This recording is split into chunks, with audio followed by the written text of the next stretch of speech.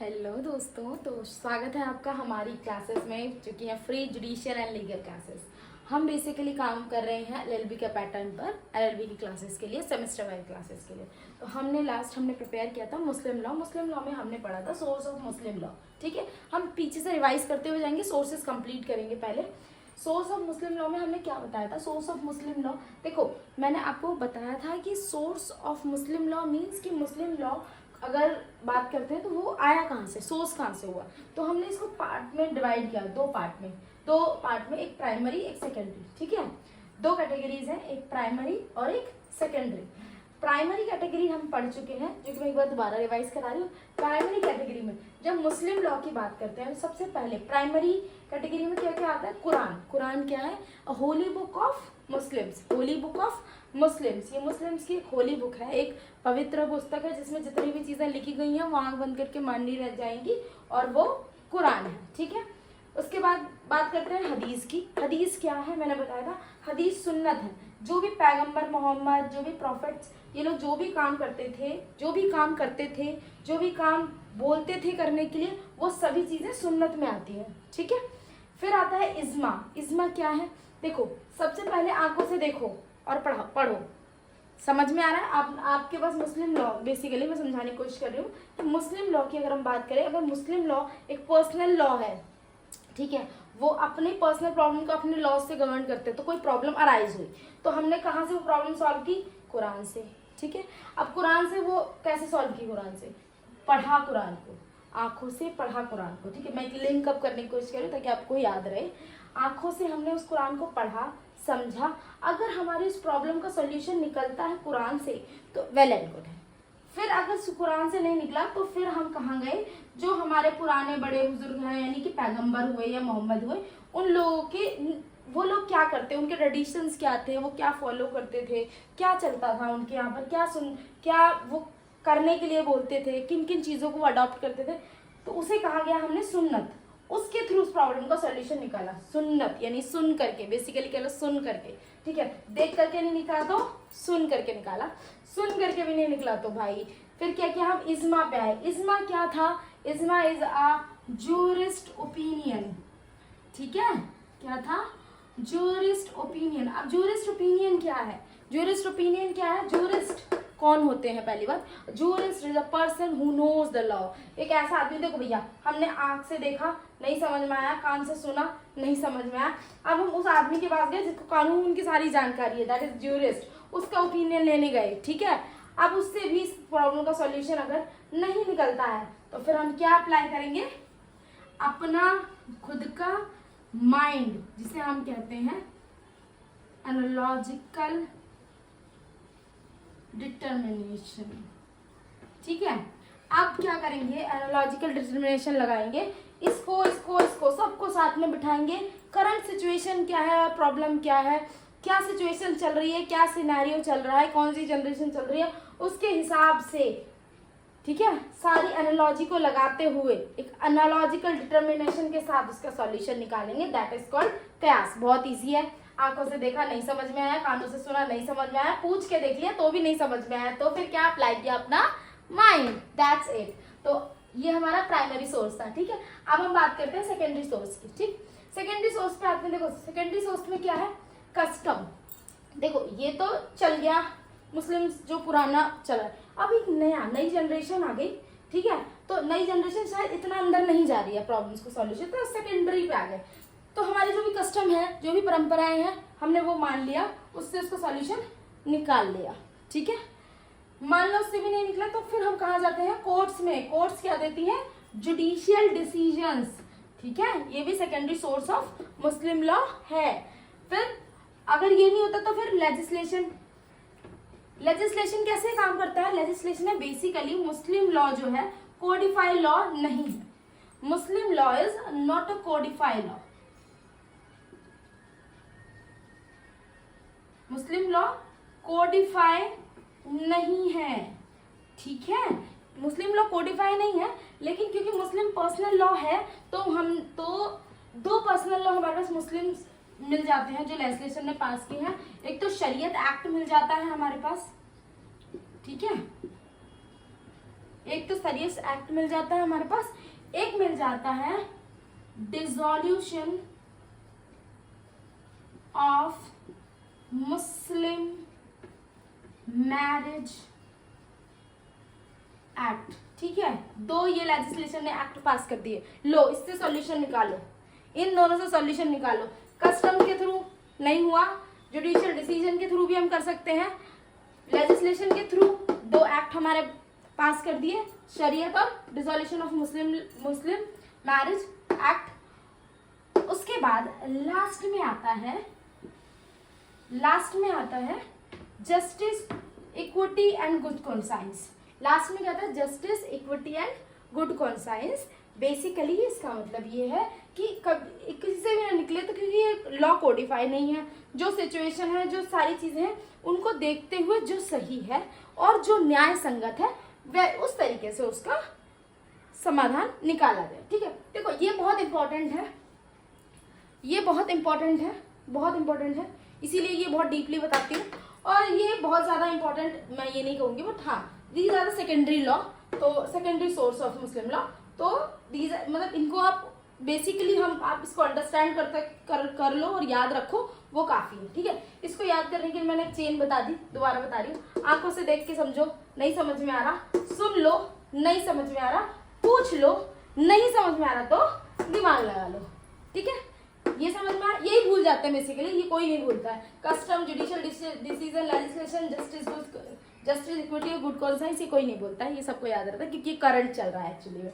ठीक है, तो ये हमारे होगा sources of Muslim law.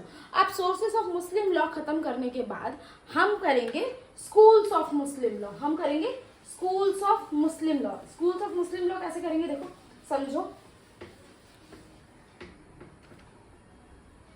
School of Muslim law पढ़ने से पहले ना हम एक स्टोरी पढ़ेंगे। ठीक है, स्कूल ऑफ मुस्लिम लॉ बाद में करेंगे, पहले स्टोरी समझेंगे। देखो स्कूल ऑफ मुस्लिम लॉ का मतलब क्या है, पहले ये समझा देती हूँ। स्कूल्स ऑफ मुस्लिम लॉ, किसी स्कूल की बात नहीं कर रहे हैं हम। स्कूल्स का मतलब है, देखो मैंने अभी आप लोगों को बताया कि क्या क्या सोर्सेस थे। किसी ने कुरान को फॉलो किया, किसी ने कयास को फॉलो किया, किसी ने इज्मा को फॉलो किया, किसी ने सुन्नत को फॉलो किया, ऐसे अलग अलग चीज़ों को फॉलो किया लोगों ने। तो जो जिस चीज़ को फॉलो करता गया उसने अपने एक स्कूल बना दिया। ठीक है, जिसने कयास को फॉलो किया उसने कयास वाले, उन्होंने अपना एक स्कूल बनाया, अपना एक श्रेणी बनाई, अपना एक कह सकते हैं अपनी एक कैटेगरी बनाई। जिन्होंने कुरान को फॉलो किया उन्होंने अपनी बनाई, जिन्होंने सुन्नत को फॉलो किया उन्होंने अपनी बनाई। इसी तरीके से सबने अपनी अलग अलग एक आइडियोलॉजी डेवलप की अकॉर्डिंग टू दैट सुन्नत, कुरान और कयास। ठीक है, इन सब बेसिस पे तो स्कूल्स पता चले। स्कूल्स का मतलब क्या है कि सबने जिसको जैसे समझ में आया, जिसको देख के समझ में आया उसने वैसे स्कूल बनाया, वैसी कैटेगरी बनाई, उस आइडियोलॉजी पे चला, जिसको जैसे समझ में आया उस आइडियोलॉजी पे चला। स्कूल समझने से पहले ना कि स्टोरी समझते हैं। ये स्टोरी ना याद रखना बहुत जरूरी है। देखो ये स्टोरी हर जगह तो नहीं मिलेगी, पर याद रखने की कोशिश करोगे ना तो आगे की चीजें बहुत क्लियर रहेंगी। मैं बहुत डीप में नहीं बताऊंगी, हिस्ट्री ऑफ मुस्लिम लॉ में नहीं जा रही हूँ, ऊपर ऊपर से बता रही हूँ। बस चेन में याद रखना कि भूलो नहीं, भूल जाओगे तो फिर दिक्कत होगी। देखो स्टोरी क्या है, प्रॉफिट मोहम्मद को सब लोग जानते होंगे, प्रॉफिट मोहम्मद को सब लोग जानते होंगे, पैगंबर, मुस्लिमों में पैगंबर हुए प्रॉफिट मोहम्मद। प्रॉफिट मोहम्मद की जो थी 4 बीवियां हुई, 1 2 3 4। हम नहीं पढ़ेंगे चारों के बारे में, हम सिर्फ 2 के बारे में पढ़ेंगे। एक खदीजा, पहली बीवी का नाम क्या हुआ? खदीजा। दूसरी बीवी का नाम क्या हुआ? आयशा। ठीक है, आयशा के फादर का नाम क्या था? अबू बकर। अबू बकर की बेटी थी आयशा। ठीक है, आयशा के फादर थे अबू बकर, इनकी बेटी थी आयशा। ये दोनों समझ में आया। इनकी शादी हुई, एक खदीजा और एक आयशा। ठीक है, पहले नंबर की बीवी खदीजा और तीसरे नंबर की बीवी आयशा, दोनों से शादी हो गई। ठीक है, अब इनके बच्चे कई हुए, बहुत बच्चे हुए इनके, पर इनका कोई बेटा बचा नहीं। पर हाँ, इनकी बेटी एक जीवित थी, फातिमा। एज ए सक्सेसर कौन है सामने, कौन आ रहा है? फातिमा। एज ए सक्सेसर सामने कौन दिख रहा है हमें? फातिमा। ठीक है, फातिमा की शादी जो हुई अली से हो गई। ठीक है, फातिमा की शादी अली से हुई, यानी कि फातिमा के हस्बैंड अली। अली कौन है? प्रॉफिट मोहम्मद का कजन ब्रदर। कौन है? कजन ब्रदर, भाई है प्रॉफिट मोहम्मद के, यानी इनके चाचा से इनकी शादी हुई। ठीक है, अब समझो, बहुत डीप में समझा रही हूँ। क्या हुआ, जब तक मोहम्मद साहब जिंदा थे, पैगंबर जी जिंदा थे, वो अपनी आइडियोलॉजी वो सबको बताते थे कि मुझे अल्लाह ने ये कहा है, हमें ये फॉलो करना चाहिए। लोग फॉलो करते थे उनको, लोग फॉलो करते थे। उनके फॉलोवर में खदीजा थी, अबू बकर जी थे, उस्मान थे, ऐसे बहुत सारे लोग हुए जिन्होंने पैगंबर को फॉलो किया, प्रॉफिट मोहम्मद को फॉलो किया।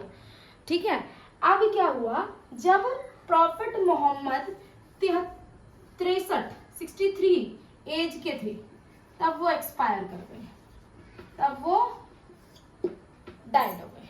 ठीक है, अब भैया अब तो ये चल बसे, सक्सेसर कौन है? कोई नहीं। सक्सेसर के नाम पर एक बेटी है जरूर।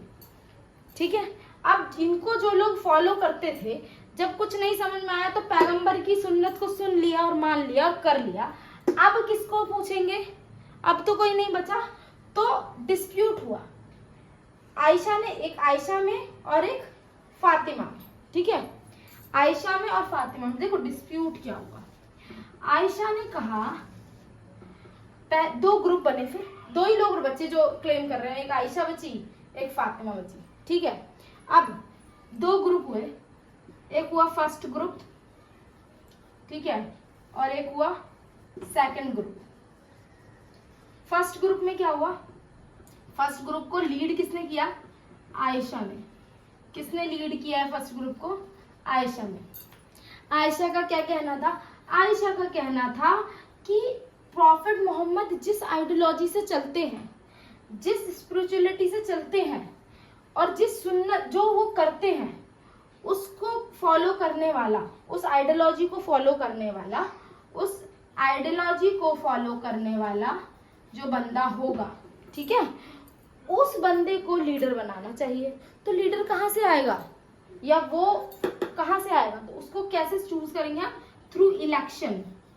इन्होंने कहा एक काम करते हैं, इलेक्शन कर लेते हैं। इलेक्शन में बंदे रखते हैं, कैंडिडेट्स रखते हैं, जो बंदे की आइडियोलॉजी मोहम्मद जी से, ये प्रॉफिट मोहम्मद से फॉलो होगी, मैच होगी और चलेगा, तो हम उनको चूज कर लेंगे। इन्होंने ये बोला। फिर हुआ इलेक्शन, आयशा जी के पिताजी बने अगले वो, ठीक है, और इन्होंने अपनी इस ग्रुप का नाम दे दिया सुन्नी ग्रुप। क्या नाम दिया इस ग्रुप का? सुन्नी ग्रुप। क्यों दिया सुन्नी ग्रुप? क्यों? ये सुन्नत को फॉलो कर रहा है, इनकी आइडियोलॉजी को, जो ये ट्रेडिशन, जो ये कहती हैं कि ये प्रॉफिट मोहम्मद के जो ट्रेडिशन थे, जो आइडियोलॉजी थी, जो स्पिरिचुअलिटी थी, उस चीज को जो भी आदमी फॉलो करेगा वही सही नजरों में सही कैंडिडेट होगा। तो अब क्या हुआ, जब इन्होंने ये बोला तो इन्होंने अपने ग्रुप का नाम रखा सुन्नी। सुन्नी क्यों रखा? सुन्नत क्योंकि इन्होंने फॉलो किया इनकी, ठीक है। इस ग्रुप का नाम क्या हुआ? सुन्नी। सुन्नी ग्रुप को लीड किया आयशा जी ने। आयशा जी ने इलेक्शन करा, इलेक्शन में जीते इनके पिताजी, ठीक है। चलिए आगे सेकंड ग्रुप। फर्स्ट ग्रुप समझ में आया। सेकंड ग्रुप में अब सेकंड हकदार हुई फातिमा जी। ये इन दोनों की लड़ाई। फातिमा जी ने कहा ऐसा नहीं होगा, ऐसा नहीं होगा कि कोई भी चूज कर लिया जाए। इनका कहना था कि यहाँ तो ब्लड रिलेशन की चीजें होती हैं, जो चीजें